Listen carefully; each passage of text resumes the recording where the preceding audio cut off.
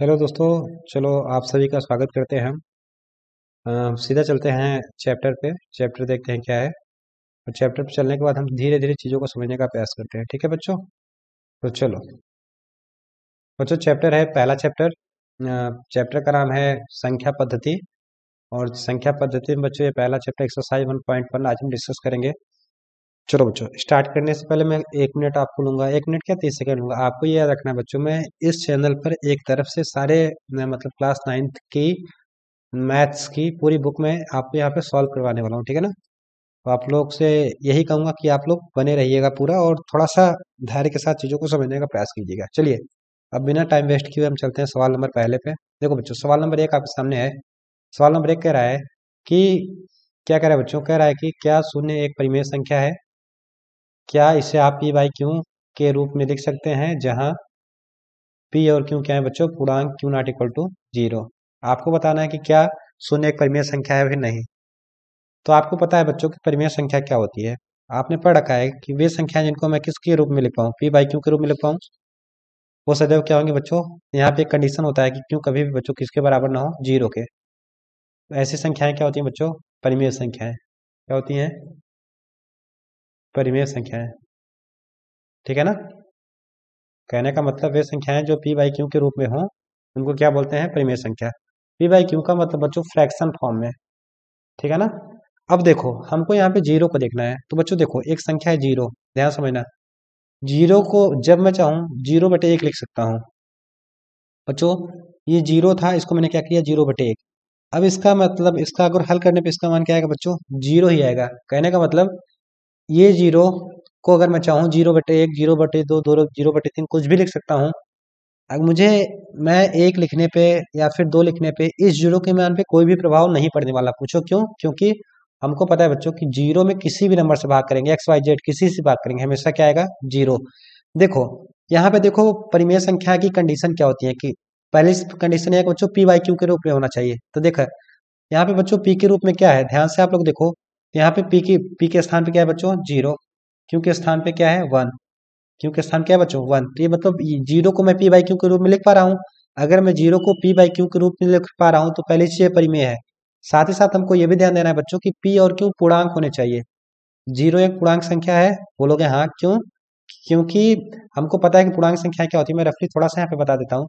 ये संख्याएं जिनको हम नंबर लाइन पे शो करते हैं, सभी संख्याएं क्या होती है बच्चों? पूर्णांक संख्याएं होती हैं। इधर +1 +2 +3 कहाँ तक जाएगा? इनफाइनाइट तक। -1 -2 कहाँ तक जाएगा बच्चों? माइनस इनफाइनाइट तक। ठीक है ना? इसका मतलब जीरो और एक पूर्णांक भी है। साथ ही साथ इसको मैं जीरो को पी बाई क्यू के रूप में लिख भी पा रहा हूँ। कहने का मतलब बच्चों कि क्या अगर हम इसको परिमेय संख्या बोल सकते हैं या फिर नहीं बोल सकते, आप बताओ। तो आप कहोगे बिल्कुल। तो आपको लिखना है कि हाँ, हाँ, शून्य एक परिमेय संख्या है। शून्य क्या है बच्चों? एक परिमेय संख्या है। क्यों है ये आपको बताना है। क्यों है? बोलो बच्चों, आप लोग बोलो। क्योंकि शून्य को किसके रूप में लिखा जा सकता है बच्चों? पी बटे क्यू के रूप में लिखा जा सकता है। बात समझ में आई बच्चों? लिखा जा सकता है। ठीक है ना? ये हुआ बच्चों सवाल नंबर 1 का आंसर। आपको समझ में आया होगा, मैंने समझा दिया। शून्य क्यों है? क्योंकि इसको पी बाई क्यू के रूप में हम लिख सकते हैं। ठीक है ना बच्चों? चलो अब चलते हैं क्वेश्चन नंबर 2 पे। हम देखते हैं क्वेश्चन नंबर 2 हमारे सामने ये है। कह रहा है बच्चों 3 और 4 के बीच में 6 परिमेय संख्याएं ज्ञात कीजिए। इसको मैं क्रॉप करके थोड़ा सा नए पेज पे आपको लेके चलता हूँ। ठीक है ना?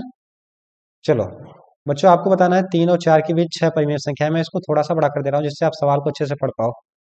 कह रहा है बच्चों 3 और 4 के बीच 6 परिमेय संख्याएं ज्ञात करो। चलो, कहने का मतलब बच्चों क्या होगा कि यहाँ पे एक संख्या 3 होगी और एक संख्या क्या होगी बच्चों? 4। इसके बीच में आने वाले कितने परिमेय संख्या हमको बताना है? 6। तो इसका मतलब यहाँ पे 6 रिक्त स्थान होगा। 2 3 4 5 और बच्चों 6। इन 6 रिक्त स्थानों में कौन सी परिमेय संख्याएं आएंगी, वो आपको बताना है। ठीक है ना? वो आपको बताना है कि मतलब बीच की ये 6 परिमेय संख्याएं क्या होंगी। तो यहाँ पे बच्चों किसकी बात किया जा रहा है? परिमेय संख्या की। तो ध्यान देना बच्चों, परिमेय संख्या कभी भी आपको ज्ञात करना हो तो मैं एक बात बताता हूँ, एक नियम बताता हूँ। कोई भी दो नंबर हो, जैसे यहाँ पे लिखा है 3, यहाँ पे लिखा है 4।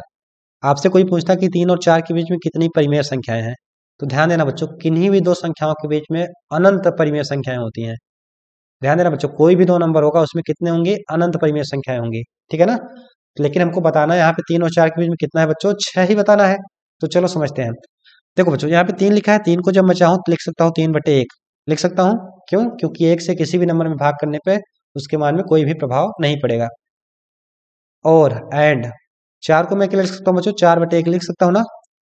आपको एक बात याद रखना है, केवल एक बात मैं फिर से बोल रहा हूँ, जितनी परिमेय संख्या आपसे पूछे, यहाँ पे कितना पूछ रहा है, 6, आपको उससे एक बड़ा नंबर लेके अंश और हर में दोनों संख्या में गुणा करना है। देखो कहने का मतलब 6 पूछ रहा है, तो 6 से एक बड़ा नंबर क्या होगा, 7। क्या होगा बच्चों, 7।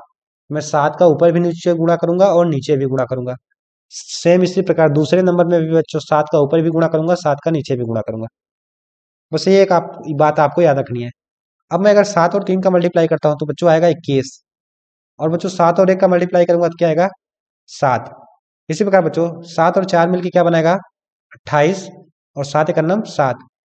ऊपर ऊपर का गुणा बच्चों, ऊपर ऊपर का गुणा, नीचे नीचे का गुणा। मैं एकदम छोटी से छोटी चीज आपको बताऊंगा, जिससे एक बार पढ़ लो तो दोबारा कभी कंफ्यूजन हो ही ना बच्चों। चलो, अब इसके बीच में बच्चों हमको बताना है 7 संख्या। देखो 21/7 का मतलब होता है बच्चों 3 ही होता है, आपको पता है। 7 का नम 7, 7 21। अब देखो आपको पता है बच्चों 21 और 28 के बीच में क्या क्या आता है, तो आप सर बोलोगे सर 22 आता है। बिल्कुल सही, तो हम यहाँ पे लिख लेंगे 22/7। और क्या आता है बच्चों, 23 आता है, तो यहाँ पे लिख लेंगे 23/7। और क्या आता है बच्चों, 24 आता है, तो लिख लेंगे 24/7। क्या आता है बच्चों, 25 आता है, तो 25/7। और क्या आता है बच्चों, 26 आता है, 26/7। क्या आएगा बच्चों, 27, 27/7। अब ध्यान से देखो बच्चों, ध्यान से देखो, तो ये जो संख्याएं लिखी हैं, ये जितनी भी संख्याएं बच्चों यहाँ पे मैंने लिखी हैं, क्या यह 3 और 4 के बीच में नहीं आ रही हैं? तो आप बोलोगे बिल्कुल आ रही है सर जी। इसका मतलब जो खाली स्थान था उसके स्थान पे हमको यही लिख देना है, ठीक है ना। तो आप लोग अब भर सकते हो, लिख लेना। अतः अतः 3 तथा 4 के, मैं इसको थोड़ा सा ऊपर कर देता हूँ बच्चों, 4 के बीच की 6 संख्याएं, 6 संख्याएं क्रमशः क्रमशः क्या होंगे बोलो। यहाँ पे आपको लिख देना है 22/7, 23/7, 24/7 बच्चों, 25/7, 26/7 एंड क्या होगा बच्चों, 27/7 होंगी। और यही सवाल का क्या होगा बच्चों, आंसर।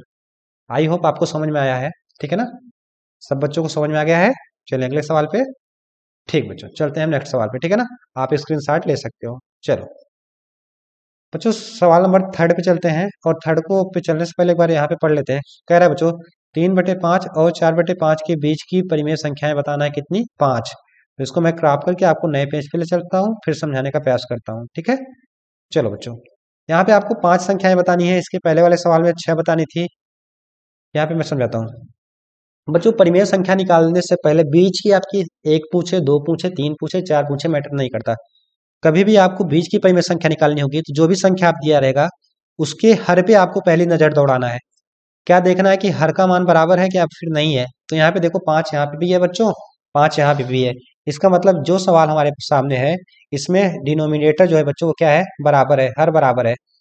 और याद रखना, अगर हर बराबर होगा तो जैसे मैंने अभी बताया, आपसे 5 कहेगा तो हम 6 का दोनों में मल्टीप्लाई करेंगे, 6 कहेगा तो 7 का कहेगा। बेसिकली जितना कहेगा उससे एक ज्यादा बच्चों, कितना ज्यादा, एक ज्यादा। जितना पूछे आपको उससे एक ज्यादा। यहाँ पे कितना पूछ रहा है, 5, तो 5 से एक ज्यादा क्या होगा बच्चों, 6। इसका मतलब मुझे दोनों में किसका मल्टीप्लाई करना पड़ेगा, 6 का। यहाँ पे आप समझो 3/5 और क्या है बच्चों, 4/5। इसके बीच में कितनी संख्या हमको चाहिए, 5। तो 1, 2, 3, 4, 5। आपको यही बताना है कि इस बीच में कौन सी 5 संख्याएं आएंगी, ठीक है ना। तो अब यहाँ पे चलो, मैंने क्या कहा बच्चों, पहले आपको सवाल लिख लेना है। आपको यहाँ पे किधर क्या है बच्चों, 4/5 लिख लिया। चलो दूसरा काम क्या करना है, आपको जितनी पूछे, मैं बार बार एक शब्द को रिपीट कर रहा हूँ बच्चे, जिससे दोबारा कभी आपको पढ़ने की जरूरत ना पड़े। 5 कह रहा है ना, तो 5 से एक बढ़ा देंगे। 5 से एक बढ़ा क्या होता है बच्चों, 6। तो यहाँ पे 6 का इधर भी मल्टीप्लाई और बच्चों 6 का इधर भी मल्टीप्लाई कर दिया ना। अब देखो, अब इसका मल्टीप्लाई कर लो। 6 तिरिक 18, ऊपर ऊपर का बच्चों, नीचे नीचे का, 5 छंग 30। यहाँ पे 6 चौके 24 5 6 बच्चों 30। अब आप लोग मुझे बताओ, सिंपल सी बात, देखो कितना आसान हो गया। 18 और 24 के बीच में जो जो भी संख्याएं आती हैं उसको आपको लिख देना है। 18 के बाद क्या आता है बच्चों? 19/30। फिर क्या आएगा बच्चों? 20/30। फिर क्या आएगा बच्चों? 21/30। फिर क्या आएगा बच्चों? 22/30। फाइनली आखिरी संख्या क्या होगी बच्चों? 23/30। और समझ में आई? अतः आपको एक लाइन लिख लेना है, अतः बीच की परिमेय संख्याएं, मैं लिख रहा हूं, आप चाहो तो इसको बढ़ा भी सकते हो, ठीक है ना। परिमेय संख्याएं क्या होंगी बच्चों? राइटिंग पे थोड़ा सा ध्यान दीजिए, संख्याएं लिखा है, ठीक है ना।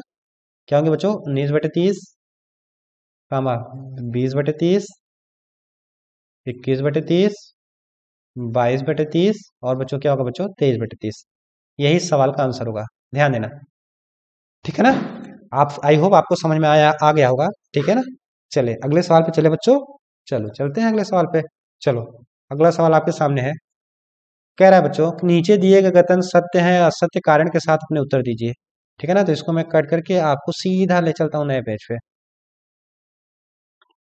चलो बच्चों, आपको सवाल नंबर आखिरी है चैप्टर 1.1 का, तो इसको आराम से समझेंगे बच्चों। यहाँ पे सत्य और असत्य बताना है, तो मैं आपको आपका 5 मिनट लूंगा या फिर बहुत ज्यादा लूंगा बच्चों 10 मिनट। और मैं इस बात की जिम्मेदारी लेता हूँ कि बच्चों आप 10 मिनट देखोगे, उसके बाद मैं जो नियम बताऊंगा उसके आप बाद आपसे कोई भी सवाल पूछेगा, आप सही या गलत आसानी से टिक कर पाओगे, ठीक है ना। तो बच्चों ऐसे सवाल में बच्चे बड़ा कंफ्यूज होते हैं, तो मैं आपसे चाहूंगा कि आप इसको थोड़ा सा समझने का एक बार प्रयास करो, फिर मैं समझाता हूँ। चलो बच्चों, मैं यहाँ पे थोड़ा समझाने का प्रयास कर रहा हूँ बच्चों। जो संख्या होती है ना, संख्या, यह मुख्य रूप से 2 प्रकार की होती हैं। कितने प्रकार की होती है बच्चों? तो आप बोलोगे सर 2 प्रकार की, ठीक है ना। मैं यहाँ पे इसको बना रहा हूँ। एक तो जो होती है बच्चों संख्या, उसका उसको बोलते हैं वास्तविक संख्या, वास्तविक, समझ में आ रहा है ना राइटिंग। एक क्या होती है बच्चों? काल्पनिक। एक वास्तविक होती है, एक क्या होती है बच्चों? काल्पनिक। मैं बोल रहा हूँ अगर, फिर बच्चों वास्तविक के भी 2 पार्ट होते हैं, परिमेय और अपरिमेय। क्या क्या होता है बच्चों? एक होता है परिमेय संख्या और एक होता है बच्चों अपरिमेय संख्या। परिमेय और क्या होता है बच्चों? अपरिमेय। फिर बच्चों अगर आगे आप थोड़ा सा आगे जाओ तो परिमेय के भी 2 पार्ट होते हैं, जिसको हम बोलते हैं बच्चों भिन्न और पूर्णांक। इसको भी मैं 2 पार्ट में ब्रेक करता हूँ, अभी आराम से देखते चलो। फिर मैं भी एक ऐसा नियम बताऊंगा जिससे सारे सवाल बन जाएंगे। एक होता है भिन्न, दूसरा क्या होता है बच्चों? पूर्णांक। क्या होता है? पूर्णांक। चलो, और पूर्णांक के अंतर्गत बहुत सारी संख्याएं आती हैं बच्चों, उसको आपको जानना है। देखो ये सभी संख्याएं किसके अंतर्गत आ रही हैं? पूर्णांक के। मैं इसको नीचे लिख देता हूँ जिससे आपको कंफ्यूजन ना हो, क्योंकि मैं बगल लिख दूंगा ना तो बहुत बच्चे को लगेगा कि सर ये बगल क्या लिख रहे हैं। चलो, पूर्णांक में आती है बच्चों, सबसे पहले आएगी पूर्ण संख्या, पूर्ण संख्या। फिर आएगा बच्चों प्राकृतिक संख्या, प्राकृतिक। फिर आपने पढ़ा होगा भाज्य, भाज्य आप सबने पढ़ रखा होगा, भाज्य संख्या। फिर आएगी बच्चों अभाज्य संख्या। फिर आएगी बच्चों सहभाज्य, सह अभाज्य।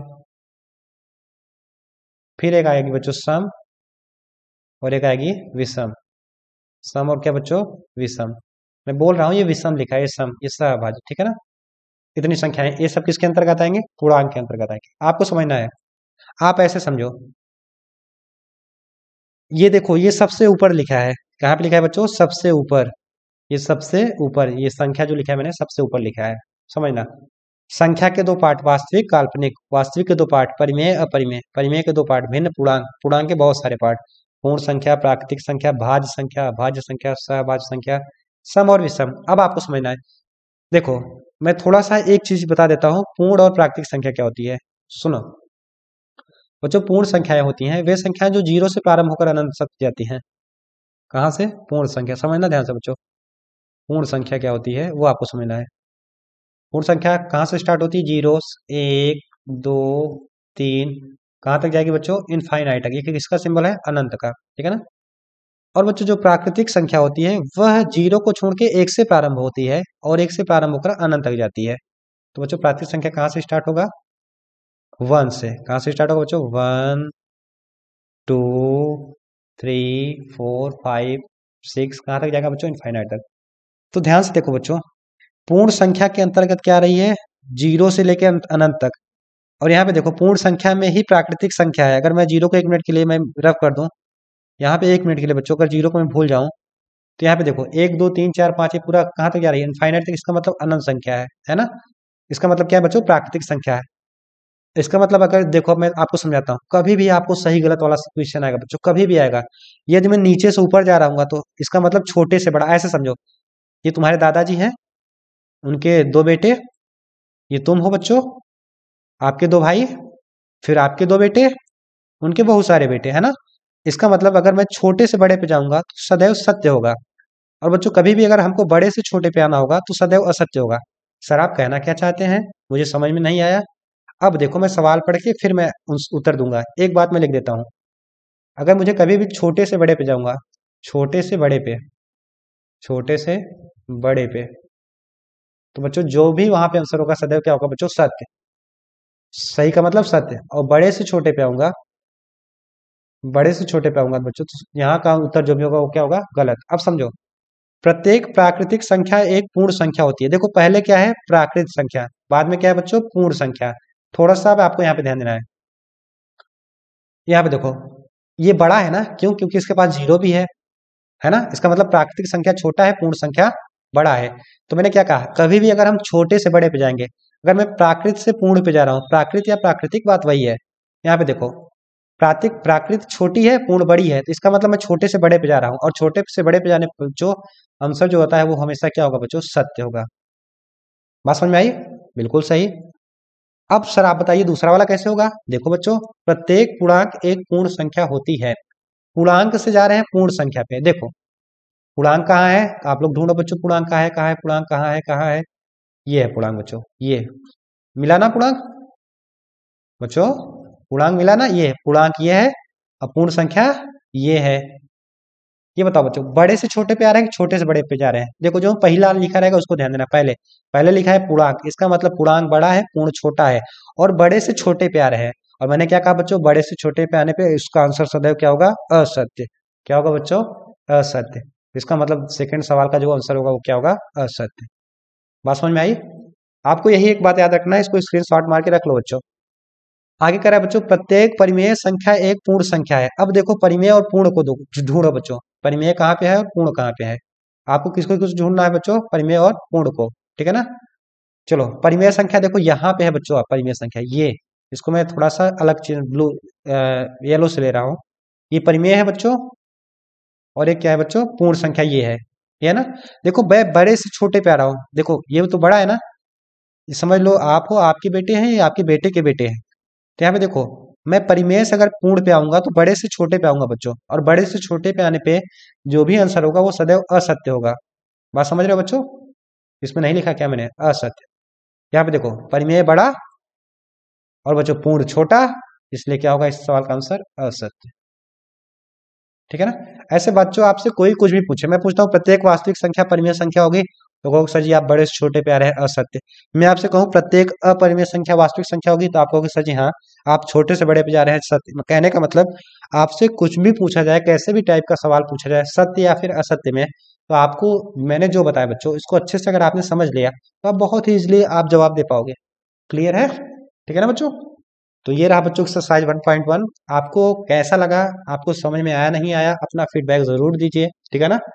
तो अब हम आपसे मिलेंगे चैप्टर 1.2 में, तब तक के लिए बच्चों बहुत बहुत धन्यवाद।